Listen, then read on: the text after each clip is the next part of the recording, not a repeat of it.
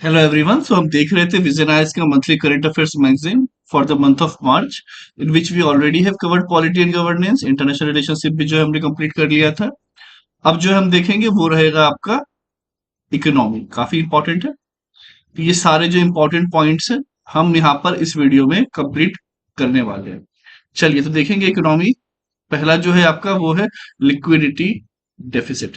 अब liquidity deficit क्या है? देखिए, Reserve Bank of India has conducted liquidity infusion operation to curb the high liquidity deficit.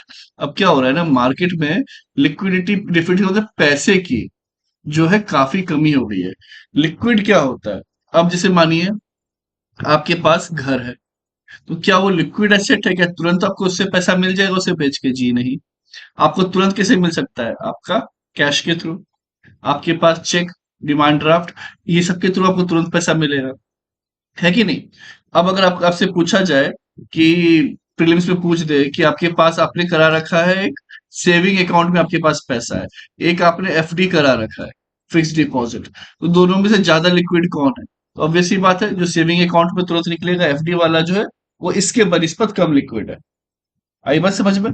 तो liquidity infusion कर रही है क्योंकि मार्केट में जो कहीं ना कहीं जो है पैसा जो है अब काफी कम हो गया है, which has hit it's lowest level nearly 15 years. अब ये कैसे कम हो सकता है? अब मानिए भाई, जस्ट एग्जांपल बता रहा हूँ। 1 लाख लोग हैं एक देश में। अब जितने भी ये सबने क्या किया, इन्वेस्टमेंट ही कर दिया सारा। कोई घर खरीद रहा है, कोई कुछ कर रहा है, कुछ कर रहा है, हाथ में पैसा बहुत कम। तो अब बाकी छोटी छोटी चीजें नहीं खरीदिएगा, बाकी चीजें जब नहीं लीजिएगा तो एक ग्रोथ नहीं होगी। करेक्ट? तो इसलिए लिक्विडिटी होना, क्योंकि हमने ये भी पढ़ा है, मनी मल्टीप्लायर इफेक्ट। पैसा जितने हाथों से, मनी मल्टीप्लायर इफेक्ट। ठीक है? जितना जितने हाथों से जो इधर से क्रॉस करेगा, मानिए आप गए, इसका मतलब क्या होता है शॉर्ट में समझा देते हैं यहाँ पर, कि आपने क्या किया, एक सिंपल सा एक पान खरीदा। ठीक है? आपने जो एक पान खरीदा और वो 10 रुपए का पान, ठीक है? वो पान खाया, पान दे दिया शॉपकीपर को। ओके? शॉपकीपर ने क्या किया, वो 10 रुपए का जो है अब सुपारी और अलग अलग चीज जो दूसरे दुकान वाले से खरीदी। ठीक है? और वो जहां से खरीदी उसने जो है वो 10 रुपए के सामान के लिए 2 पैरासीटामोल की दवा ले ली, क्योंकि वो घर में बच्चे को किसी को फीवर हो गया था। ठीक है? वही एक 10 रुपए जो है हर जगह सर्कुलेट होगा। आई बात समझ में? वही जो है सर्कुलेट हो रहा है। अगर वो सिर्फ एक फिक्स हो जाए बैंक के अंदर, या कहीं बड़े काम में ही लग जाए कि लोन या इसमें, तो एक फिक्स हो जाएगा, सर्कुलेशन कम हो जाता है। ओके? आई बात समझ में? तो इसीलिए जो चीजें यहाँ पर क्या, कि रिजर्व बैंक ने कहा कि भाई हम इंफ्यूज करेंगे लिक्विडिटी को। और कैसे करेंगे? उनका कहना था कि हम 1 लाख करोड़ रुपए के क्या करेंगे, गवर्नमेंट सिक्योरिटी, ठीक है, को परचेज करेंगे ऑक्शन में। हम परचेज करेंगे। परचेज कैसे करेंगे? दो ब्रांचेस में 50-50 हजार करोड़ रुपए। अब इसे मानिए गवर्नमेंट सिक्योरिटी निकाली कि ठीक है, हम एक बॉन्ड देते हैं, पीस ऑफ पेपर, और हमारा कहना है कि भाई ये पीस ऑफ पेपर हजार हजार रुपए के 1 लाख करोड़ के हिसाब के आसपास के हैं। तो अब जो है अगर जो भी इसे खरीदता है, तो इसे हम मान लीजिए कोई भी इंटरेस्ट रेट देंगे, सपोज करिए हम 7% के आसपास का इंटरेस्ट रेट देंगे। ठीक है? एक बॉन्ड का जो भी इंटरेस्ट रेट मिल रहा है एग्जांपल के लिए वो देंगे। तो हम लोग क्या करेंगे, इसे खरीदेंगे और बाद में जाके पेपर देंगे कि देखिए आपका आपका आपने लिया था, गवर्नमेंट उन्हें पैसा रिटर्न करेगी। ठीक है? तो वैसे ही कौन परचेज करने की बात कर रहा है? अभी आरबीआई की, बोले हम परचेज करेंगे। अब परचेज करेंगे तो क्या होगा? पेपर आया इनके पास, पैसा गया मार्केट में। ठीक है? चाहे गवर्नमेंट के पास जाए तो भी गवर्नमेंट स्पेंड करेगा, खर्चा करेगा, चाहे वो इंफ्रास्ट्रक्चर में करे चाहे कहीं और करे। उसके लिए लोगों को रोजगार देगा, पैसा लोगों के हाथ में आएगा, फिर मनी जो सर्कुलेशन है वो स्टार्ट हो जाएगा। ठीक है? आई बात समझ में? तो आरबीआई क्या कर रहा है, 1 लाख करोड़ का आप समझिए कि पेपर लेके पैसे को मार्केट में दे रहा है। ठीक है? आई बात समझ में? तो ये इससे क्या है, फिर USD INR buy sell swap auction of $10 billion for a tenure of 36 month. ठीक है? 36 मंथ के लिए ये भी किया जा रहा है। बैंकिंग लिक्विडिटी की बात की जाए तो banking liquidity refers to the reserves provided by central bank to the banking system. तो जितना bank, central bank banking system को जो रिजर्व देके रखता है, वो हो गई आपकी बैंकिंग लिक्विडिटी। अब बैंक के पास भी तो उतना पैसा होना चाहिए ना, जिससे वो लोन दे चीजें और चला पाए। वरना उनके पास भी वो लिक्विडिटी नहीं रही तो फिर वो बैंक भी क्या ही करेगा, किस काम का? एक लिमिट में अगर उनके पास चीजें फिर रही तो कितना लिक्विडिटी है? इसलिए आप देखते हो कि सीआरआर, कैश रिजर्व रेशियो, कि अभी अगर आरबीआई के पास पैसा है, बैंक के पास नहीं है, तो तुरंत पैसा दे देता है। ठीक है, भले उन्हें बाद में देना पड़े, ताकि अब बाकी लोगों को जो है इंटरेस्ट पे दे पाओ। आई बात समझ में? तो ये जैसे कि है, फिर वहां से कैसे मिलता है इसे, ये सब पैसा जो जमा रहता है वो मिल जाता है यहाँ पर आपको रेपो रेट और रिवर्स रेपो रेट के थ्रू। ठीक है, रेपो रेट और रिवर्स रेपो रेट के थ्रू। ये सब इन डेप्थ जो है बाद में देखेंगे, लेकिन आपको ये समझ में आना चाहिए कि देखिए रेपो रेट जो है और रिवर्स रेपो रेट, ठीक है, कि बैंक, जब से आरबीआई जो है आपको दे रहा है किसी बैंक को, ओके, और बैंक जब आरबीआई में रख रहा है, वो दोनों डिफरेंस हो जाता है। जब बैंक रख रहे हैं आरबीआई में तो उसका वो इंटरेस्ट उठाते हैं, और अगर आरबीआई दे रहा है किसी को तो आरबीआई को इंटरेस्ट मिलता है। ठीक है, फॉर्मूला क्या है, banking liquidity equal to net borrowing under LAF liquidity adjustment facility minus excess reserves maintain by the bank. Excess reserve जो है वो और नेट बोरोइंग, इसका जो डिफरेंस है वो बैंकिंग लिक्विडिटी होता है। ठीक है, चलिए अब देखेंगे factors leading to liquidity deficit. क्या, टैक्स आउटफ्लो। एक corporation paid over 3 trillion in advance taxes. अब पहले ही दे दिया, अब मान लीजिए वो बाद में दे दे तो पैसा तो सर्कुलेट होता रहता है, एडवांस टैक्स जो चला गया, इससे रिड्यूस हो जाता है availability of liquidity. Since these funds are transfer to the government account with the RBI, they temporarily exit the banking system, tightening liquidity condition. आई बात समझ में? अब अगर मानिए कि यहाँ पर यूट्यूब के थ्रू एक अच्छी खासी कमाई होती रहती है, यहाँ पर एक से एग्जांपल लेते हैं, 50 लाख रुपीज। ओके, तो अब अगर मान लीजिए गवर्नमेंट ने कह दिया जिसकी 50 लाख रुपीज एनुअल जो है इनकम हो रही है, उनको पहले ही 3% टैक्स भर देना है। ओके, 3% या 10% जो भी आप टैक्स लीजिए, जीएसटी के साथ 18% होता है। अभी मान लीजिए 10% टैक्स पहले ही भर देना, बाकी बाद में देखेंगे, तो 5 लाख टैक्स पहले ही भर दिया। अब इसे लिक्विडिटी करना चाहेगा कि, ऑब्वियस सी बात है, 50 लाख आप कमा रहे थे बट प्योर प्रॉफिट नहीं था, बाकी तो आप, लोगों को सैलरी दे रहे हैं, इंफ्रास्ट्रक्चर बढ़ा रहे हैं, बाकी चीजें चल रही हैं, टीम को करना पड़ रहा है। तो ऐसे कंडीशन में क्या हो गया ये, यहाँ समझने वाली बात ये है कि भाई 50 लाख था, अब 5 लाख आपने पहले, वरना ये जो 5 लाख मार्केट में सर्कुलेट होता है, या हो सकता है कि कुछ और चीजों को यूज करने के लिए भी यूज कर लेते, फिर बाद में भले टैक्स भरने की जगह, बाद में तो भरना ही था बट वो 1 साल तक तो पैसा हाथ में रहता ना, तो सर्कुलेट होता रहता। तो ये एक चीज है। फिर जस्ट इन टाइम जो है आपका स्पर्स transition, with the implementation of just in time systematic liquidity has been impacted। तो ये systematic liquidity जो है इसे impact हुई है through movement in government cash balance। ठीक है, ओके, अब इसके बाद देखेंगे ये इसी का स्पष्टीकरण क्या हुआ, result into shorter intermediate halt of funds in banking system. तो इसमें क्या है कि कुछ टाइम के लिए जो है ना इंटरमीडिएट हॉल्ट लग जाता है बैंकिंग सिस्टम में, जिससे लिक्विडिटी पे इम्पैक्ट पड़ता है। ओके, तो ये हम ऑलरेडी अभी डिस्कस कर ही चुके हैं पहले कि कैसे क्या इम्पैक्ट होता है। फॉरेन एक्सचेंज जो है आपका market, volatility in capital flow like sell off by foreign institution investor FII, pushing the total capital outflow. आप देखते होंगे शेयर मार्केट अभी पीछे बहुत तेजी से डूब रहा था, तो जो फॉरेन इन्वेस्टर्स होते हैं वो अपना पैसा जो है वापस निकाल लेते हैं मार्केट से, इससे भी लिक्विडिटी में कमी आ जाती है। उनको लगता है कि यार ये मार्केट गिरेगा, पहले निकालो वरना और लॉस हो जाए। ओके, तो वैसे वो बिलियंस में जो है मार्केट से फंड निकाल लेते हैं, इससे इम्पैक्ट पड़ जाता है। RBI intervention in forex market, when RBI sells dollar it helps prevent excessive rupee depreciation. Rupee depreciation क्या होता है, कम हो जाता है, बट वो क्या करता है, एब्जॉर्ब कर लेता है रुपी को सिस्टम से। ये तो बार बार आपको समझाया, देखिए डॉलर है, ठीक है, ये रहा रुपी। अब बात ये है कि अगर मानिए ये $1 जो है 90 रुपी के आसपास हो रहा है, एक एग्जांपल में ले रहा हूँ, ठीक है, 90 हुआ नहीं, 90 के आसपास हो रहा है, तो अब लगेगा ये तो बहुत ज्यादा हो गया। तो अब क्या करेंगे, मार्केट में ये सब जो है डॉलर बेच के रुपीस खरीदने लगेंगे, तो इसमें क्या होगा, मार्केट में अब रुपी क्या हो जाएगा, कम हो जाएगा। ठीक है, तो अभी जो चीज कम होती है उसकी वैल्यू अप्रिसिएट करती है, तो अभी 80-90 से हो सकता है कि अब $1 में सिर्फ 88 रुपीज ही मिले। आई बात समझ में? तो ये चीज की यहाँ पर बात की हुई है कि रुपी डेप्रिसिएशन जो है but absorbs rupee from the system, reducing liquidity. आई बात समझ में? क्लियर हो गया होगा ये? अब इम्पैक्ट क्या है लिक्विडिटी डेफिसिट पे, हायर बोरोइंग कॉस्ट। अब अगेन आपके पास जो चीज कम है तो लोग क्या करेंगे, बैंक वाले भी कि नहीं हाई इंटरेस्ट पे देंगे, क्योंकि हमारे पास मान लीजिए 1 करोड़ रुपए उनके पास है अभी लोन देने के लिए, लेकिन जो लेवैया है जिनको लेने हैं लोन, उनको उनके पास रिक्वायरमेंट है 1.1 करोड़। अब ज्यादा की जरूरत है, कम कैश है। तो पहले जो था मानिए 7% या 9% इंटरेस्ट रेट पे दे रहे थे, आप बोलेंगे 9.5 पे दें 1 करोड़। ठीक है, तो इससे ये होगा कि जितना उनका प्रॉफिट मार्जिन जो निकलना था वो तो निकल ही जाएगा। समझे? तो ये जो है यहाँ पर समझना है। ओके, तो हायर कॉस्ट ऑफ बोरोइंग हो जाएगी। अब हायर कॉस्ट ऑफ बोरोइंग होगी तो भाई कंपनीज भी कम लेंगी। अब कंपनीज भी कम लेंगी तो जो एक्सपांशन करती है इंडस्ट्री का जीडीपी ग्रोथ होता है वो भी कम होगा। तो ये साइक्लिक इम्पैक्ट पड़ता है, ये समझना बहुत जरूरी है इकोनॉमिक्स में। जो ये समझ गया इकोनॉमिक्स उन्हें समझिए, समझ में आने लगी, फिर मजा अपने आप ही आने लगता है।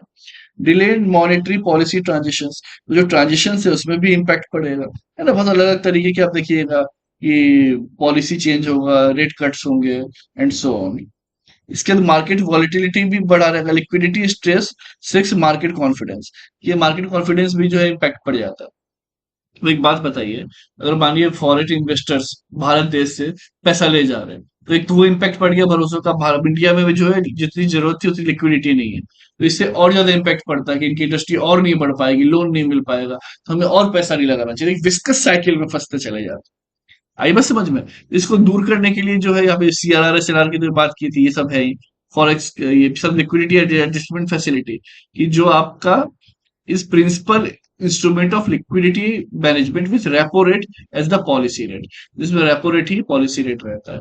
ठीक है, आई बात समझ में? भाई कैश रिजर्व रेशियो ये सब जो मेंटेन करता है आरबीआई, कि जब जरूरत पड़े तो वहां पर वो उसे यूटिलाइज कर सके। लेकिन क्या सीआरआर पे बैंक्स को, जो बैंक जमा करती है सीआर, क्या उनको इंटरेस्ट मिलता है? जी नहीं, कोई इंटरेस्ट नहीं मिलता है। तो ये बात समझ जाइए।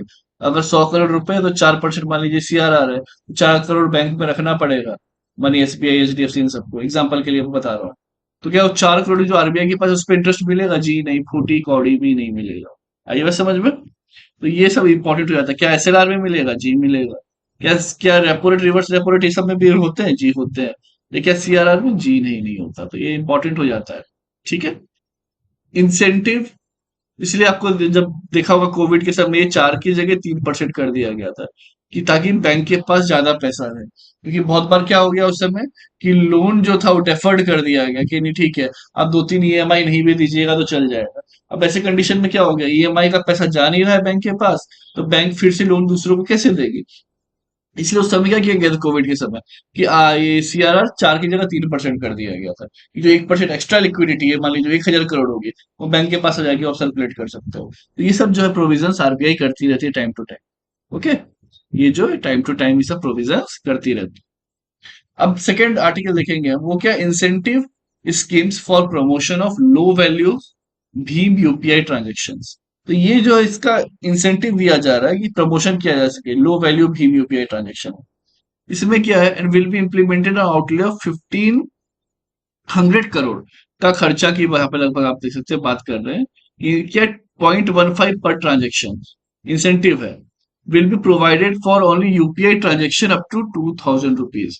तो जो 2,000 तक के जो ट्रांजेक्शन होते हैं उस पे मानिए 0.15% जो है क्या इंसेंटिव दिया जाएगा।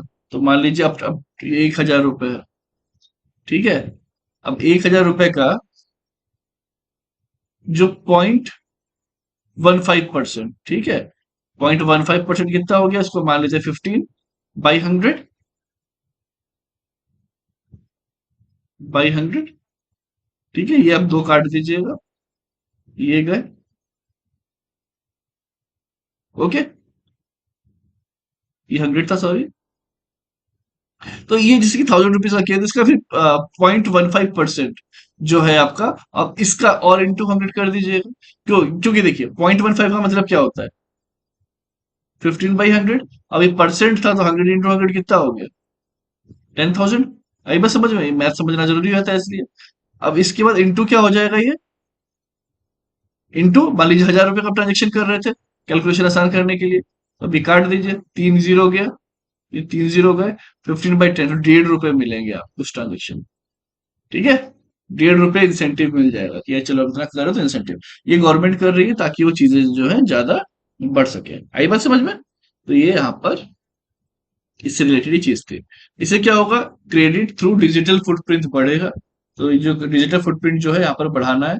नो एडिशनल कॉस्ट और प्रमोट जो है लेस कैश इकोनॉमी। क्यों कर रही है गवर्नमेंट इतना कि बार बार आप बैंक के सामने जाके लाइन ना लगाए। इसमें क्या होता है, एम्प्लॉय कॉस्ट, ये कॉस्ट, बहुत सारी चीजें बढ़ जाती है। सेकंड, अब नोट भी जो बना रहे हो, ठीक है, तो क्या उसके पेपर कहीं से बुलाए जा रहे हैं, उसका कॉस्ट होता है, प्रिंटिंग कॉस्ट कॉस्ट होता है। ये फट गया, खराब हो गया, फिर से रिप्लेसमेंट कॉस्ट होता है। ओके, इन्वायरमेंट पे इम्पैक्ट पड़ता है, तो बहुत सारी चीजें हैं, है ना। इसमें सिक्योरिटी, माना साइबर सिक्योरिटी का वहां पे इशू है, बट इसमें चोरी हो जाना और फिर इसका प्रॉपर ट्रैकिंग नहीं होना, उसकी तो पूरा ट्रांजेक्शन आईडी से लेकर सब कुछ जनरेट हो जाती है ना। ब्लैक मनी कर्व करने में भी काफी ज्यादा जो है ये डिजिटल सहयोग यहाँ पर देता है। तो ये सब जो रीजन है, इसलिए गवर्नमेंट क्या कर रही है, ये बढ़ा रही है। तो penetration of UPI in 3 tier to 6 cities, यहाँ पे अपना 3 टियर वगैरह जो है, ये जो फीचर जो है फोन बेस्ड, जो अपने सिंपल से मोबाइल होते हैं ना, वहां पे भी जो यूपीआई 1 2 3 पे चल सके। ठीक है, आई बात समझ में? ओके। अब अगर हम इसके बारे में बात करें, Bhim Bharat interface for money, ये यूपीआई द्वारा लॉन्च किया गया है। Mobile application developed by national payment corporation of India, NPCI के द्वारा किया गया है। ओके, लॉन्च हुआ था 2016 में। कैशलेस पेमेंट एंड फाइनेंशियल, आज के टाइम में ऐसा लगता है ना, यूपीआई वगैरह की हमारा लाइफ का एक हिस्सा है, लगता ही नहीं है कि सिर्फ 9 10 साल पुरानी बात है कि नहीं? इतना ज्यादा ये चीज हो चुकी है। तो वैसे ही अगर आपको भी हमारे आशा बैच भी ज्वाइन करना है, तो आपको सिर्फ जो है UPI, via UPI you can send the payment, और उसके बाद जो है आप स्क्रीनशॉट जो है मेल पे दे देंगे। बाकी इसकी जो डिटेल्स है वो सब वहां पे आपके पिनअप की हुई है, तो वहां से आप देख सकते हैं। ओके, चलिए आगे चलेंगे। सिंपल एंड फास्ट ट्रांजेक्शन की अगर बात की जाए, ठीक है, instant money transfer, instant money transfer, mobile number, virtual payment, QR code, ये सब कुछ जो है यहाँ पे की फीचर्स है। ओके, साथ में जो है हमारा स्कॉलरशिप टेस्ट जो हम ले रहे हैं 2026 बैच के लिए, जिसमें आपको ई लाइब्रेरी एक्सेस, जो ई बुक है हमारा उसकी एक्सेस, साथ में 1 to 1 मेंटरशिप भी मिलेगा अगर जो आप उसमें आप अच्छा परफॉर्म करते हैं। ठीक है, तो ये सब कुछ जो है वहां पे आपके पास मिलता है, तो आप वो इस पे रजिस्ट्रेशन भी डेफिनेटली कर सकते हैं। अब देखेंगे अबाउट एनपीसीआई। तो अब ये क्या है, ये अम्ब्रेला ऑर्गेनाइजेशन है for operating retail payments and settlement system in India. Okay, ये नॉन फॉर प्रॉफिट है, कोई प्रॉफिट के लिए नहीं है। Under provision section 8 of company act 2013। Okay, इन्हें लॉन्च किया था RuPay card, immediate payment system, IMPS, ये सब किसने किया, एनपीसीआई ने ही लॉन्च किया। तो काफी इंपॉर्टेंट था, पहले नेफ्ट था, अभी अब आईएमपीएस वगैरह भी देखते हैं। प्रायोरिटी सेक्टर लेंडिंग, अब रिजर्व बैंक ने क्या किया है, इशू किया है new priority sector lending guideline, जो कि 1 अप्रैल 2025 से इफेक्ट में आ जाएगा या आ चुका है, अब ये कहें। ठीक है, this guideline are issued under the banking regulation act 1949 के अकॉर्डिंग है, जिसमें कि सेक्शन 21 एंड 35 है जो है विद सेक्शन 56 यहाँ पर इशू किया गया। एप्लीकेबिलिटी की बात की जाए, कमर्शियल बैंक में है डेफिनेटली, रीजनल रूरल बैंक में भी है, स्मॉल फाइनेंस बैंक में भी है, यहाँ पे लोकल अर्बन कोऑपरेटिव बैंक में भी है। ठीक है, other than salary earners bank, इसके अलावा जो है बाकी हर जगह है। ठीक है, आई बात समझ में? पीएसएल की बात की जाए, प्रायोरिटी सेक्टर है कि भाई आप जैसे एग्रीकल्चर के लिए पैसा खर्च करिएगा, या फिर एजुकेशन, या फिर आप किस चीज के लिए करिएगा, तो ये प्रायोरिटी जो है सेट कर दी जाती है गवर्नमेंट के द्वारा, है ना, sector with government. And RBI considered importance for the country's development and are to be given priority over other sectors। मतलब एजुकेशन के लिए हो सकता है 75% पैसा सिर्फ एजुकेशन लोन के लिए ब्लॉक कर दिया गया, या उससे उससे मिले जुले चीजों के लिए। तो ये इस तरीके से यहाँ पर ये अप्रोच होता है। आइए बस समझ में, तो ये प्रायोरिटी सेक्टर क्या होता है कि भाई आपको इसमें देना है, आपको फार्मिंग के लिए देना है, आपको स्मॉल फार्मर्स को इतना देना है, उसमें भी मान लीजिए मीडियम को इतना, लार्ज को इतना, तो सबसे ज्यादा इसको हेल्प करनी है। ठीक है, तो ये सब जो चीजें यहाँ पर बनी हुई होती है प्रायोरिटी सेक्टर लेंडिंग में। देखिए agriculture, yes, primary sector lending. MSME, micro small and medium enterprises, MSME. Export credit, yes, MSME. Education, yes. Housing, social infrastructure, renewable energy, others में भी कुछ जो होते हैं वो सब जो है प्रायोरिटी सेक्टर लेंडिंग में आते हैं, ये याद रखना है, बहुत इंपॉर्टेंट हो जाता है। अगर हम डिटेल्स की बात करें रिवाइज गाइडलाइन में, तो ये enhancement of several loan limit, education जो है 25 लाख तक है इंडिविजुअल, ठीक है, including vocational courses. Social infrastructure की बात की जाए तो 8 करोड़ तक है, like school, drinking water facility, ये सब अगर बनाना है तो 8 करोड़ तक वहां पे मिलेगा। 25 लाख इंडिविजुअल तक जो है आपको एजुकेशन लोन मिल जाएगा। अदर की बात की जाए हाउसिंग लोन लिमिट, इसके बाद जो एग्रीकल्चर लोन्स एक्सेट्रा सब जो है इसमें यहाँ पर आ जाते हैं। एक्सपांडेड रिन्यूएबल एनर्जी लोन, कि अप टू 35 करोड़ तक जो है renewable energy based power generation और रिन्यूएबल एनर्जी इनके लिए मिल जाएगा। 35 करोड़ तक, यहाँ पे 8 करोड़ तक, यहाँ पे सोशल इंफ्रास्ट्रक्चर, आपका school, drinking water facility, hospitals, ये सब के लिए यहाँ पे आपको मिलेगा। The limit is 10 lakh for individual household. Okay, तो यहाँ पे 10 लाख जो है इंडिविजुअल हाउस होल्ड्स के लिए है, लेकिन यहाँ पर रिन्यूएबल एनर्जी के लिए जो आपको कोई चाह रहा है वहां पर उस पर स्टार्टअप कर रहा है एंड ऑल, 35 करोड़ तक। ठीक है, आइए बात समझ में। Revision of PSL target for primary urban cooperative banks, इसमें प्रायोरिटी सेक्टर 60% जो है, प्रायोरिटी सेक्टर में पहले 40 था, माइक्रो इंटरप्राइजेस को 7.5% और एडवांसेस टू वीकर सेक्शन को 12%। ठीक है, अब ये जो है वीकर सेक्शन में कौन कौन है, अब ट्रांसजेंडर भी इसके अंदर आ गया प्रीलिम्स में, बहुत इंपॉर्टेंट हो जाएगा। स्मॉल और मार्जिनल फार्मर्स है, यस ये इंपॉर्टेंट हो जाता है। आर्टिशंस है, ठीक है, एसएसजी और ज्वाइंट लाइबिलिटी ग्रुप सब जो है इसके अंदर आते हैं, काफी इंपॉर्टेंट ही हो जाता है। अब ये इंडिविजुअल वुमेन बेनिफिशियरी क्या है, 2 लाख तक रहती है।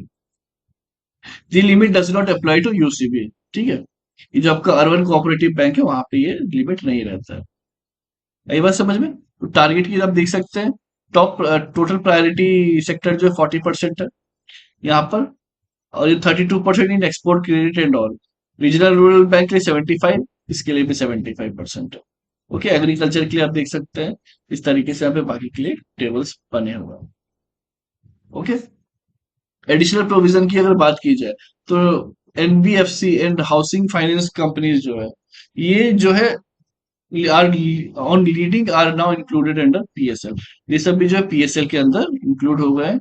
Secularisation norm updated excluding gold backed loans from NBFC, तो ये सब जो है यहाँ पर इसके लिए है। अब अदर रिसेंट रिफॉर्म्स की बात की जाए तो ये जो है इंट्रोड्यूस किया गया 2016 में to enhance efficiency, priority sector lending certificate देना, ठीक है, कि ट्रांसपेरेंसी रहे कि इन्हें काम किया है, अब इनका सर्टिफिकेट किया। allows bank falling short of PSL target to purchase PSLC from overachievers, किसी ने बहुत अच्छा किया हुआ जरूरत से ज्यादा, मान लीजिए कि पीएसएल में 100 में से 40 करोड़ रुपए ही, 100 करोड़ थे तो 40 करोड़ ही लगाना था, बट बैंक या किसी ने जो भी है वो 45 करोड़ कर दी, 5 करोड़ एक्स्ट्रा ही उल्टा पीएसएल में किया, अच्छा परफॉर्म किया। अब किसी ने जो है 37 करोड़ ही कर पाया, तो उसके बाद भी मान लीजिए 100 करोड़ थे, तो ये इनसे जो है यहाँ पे ले लेगा, ठीक है, परचेज कर लेगा, उसके बदले भले वो जो पैसा देना पड़े वो बात अलग है। आई बात समझ में।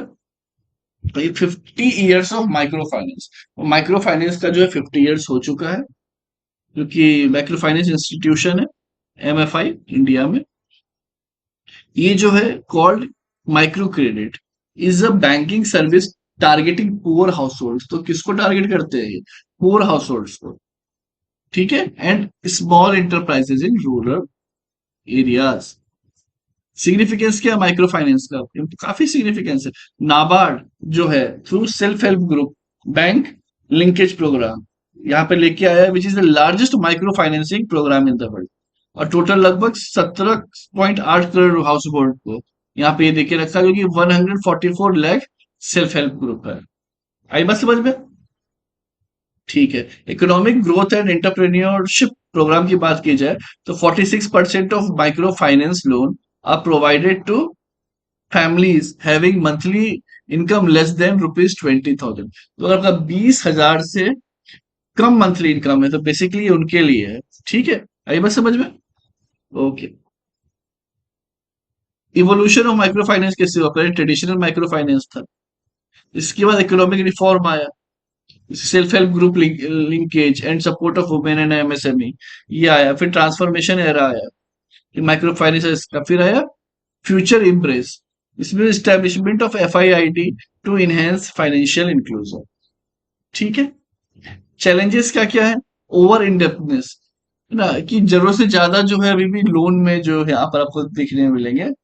ठीक है, individual take loan from multiple micro finance to repay existing loan, leading into डेब्ट trap.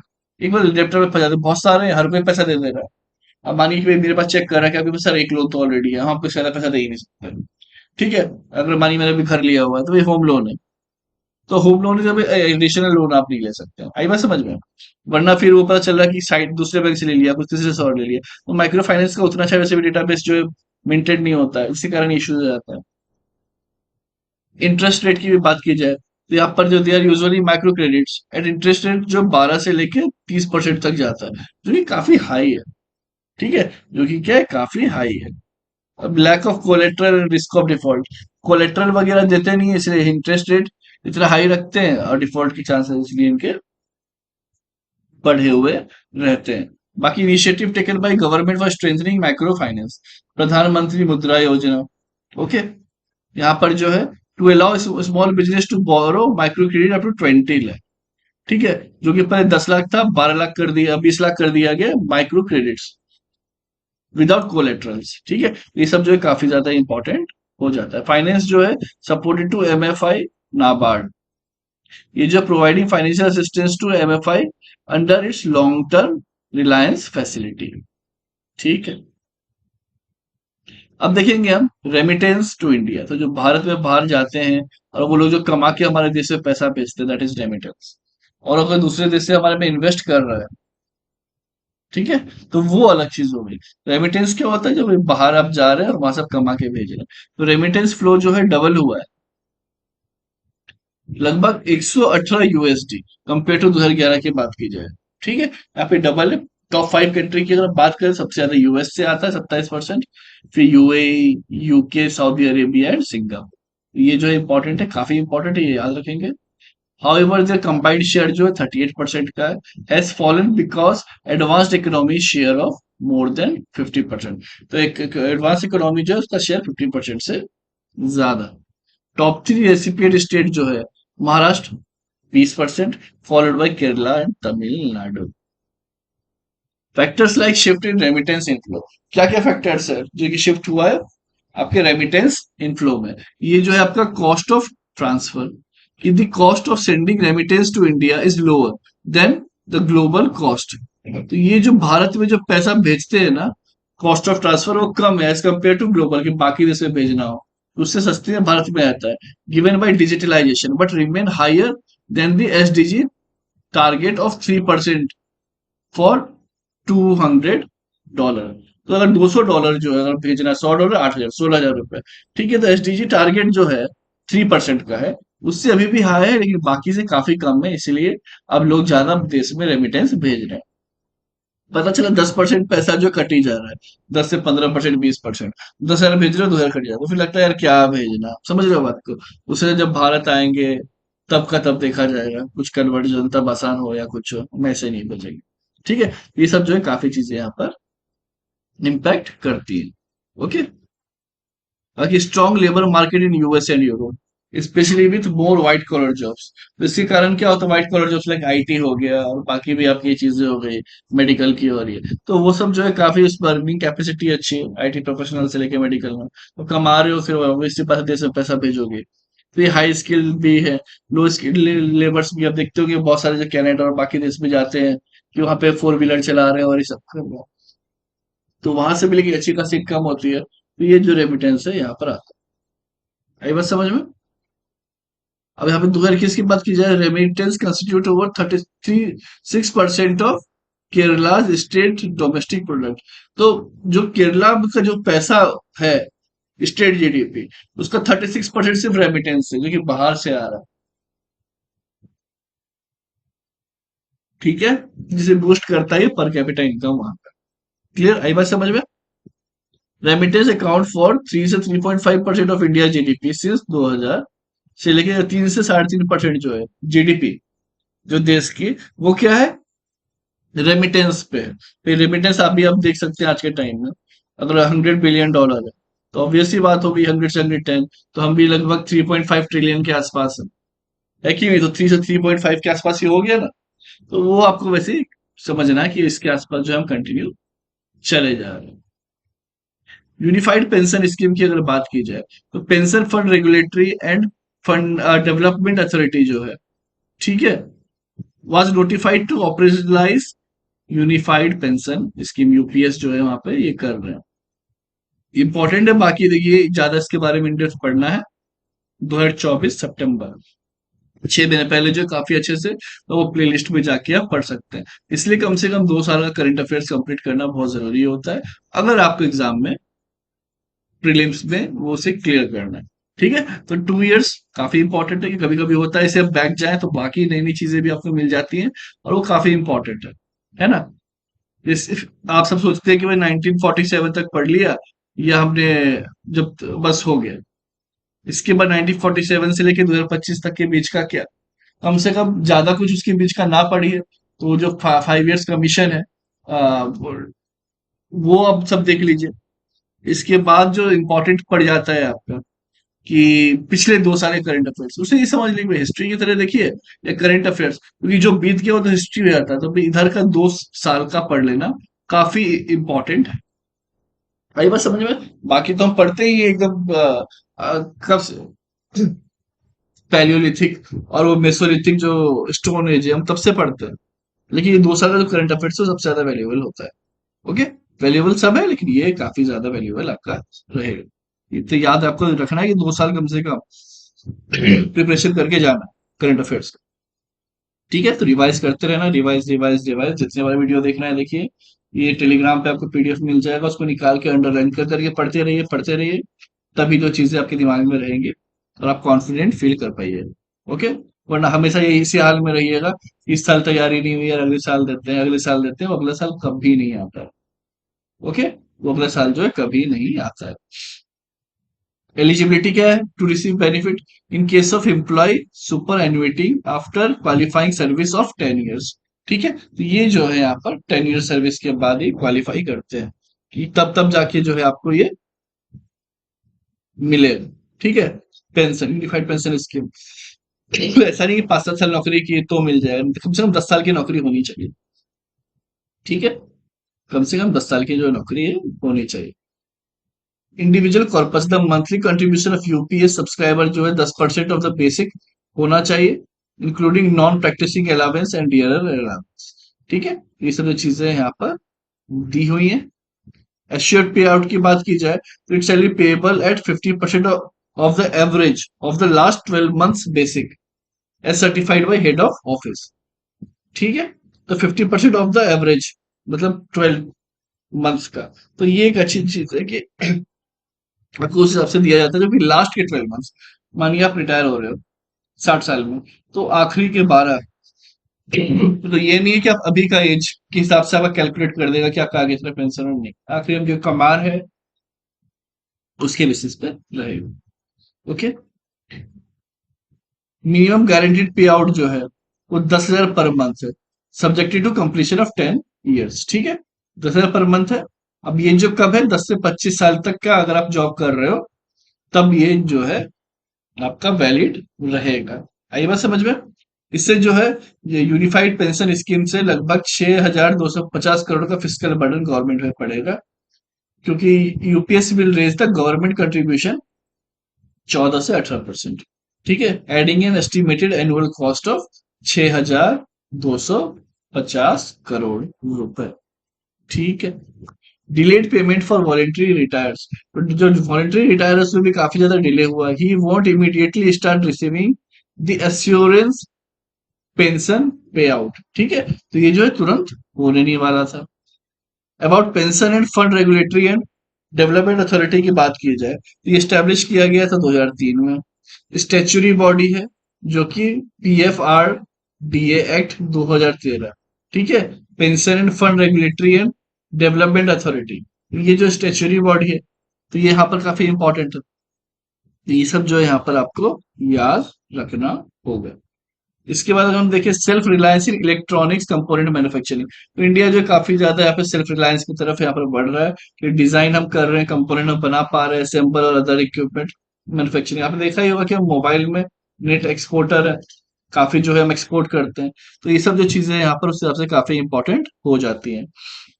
This scheme focuses on components section, passive component or non-semiconductors component like register, capacitor, sensors, film, lenses, etc.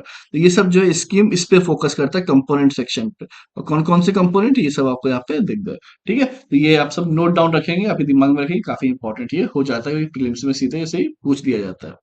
Component manufacturing ecosystem की बात की जाए तो physical incentive, turn over linked capex linked hybrid incentives. ठीक है, तो ये यहाँ पे इस तरीके से टेन्योर की बात की जाए तो linked in incentive 6 years plus 1 year optional gestation period. ये जो है कैपेक्स में for investment with in 5 years के अंदर कर देना है। एलिजिबिलिटी की बात की जाए open to both greenland and brownfield.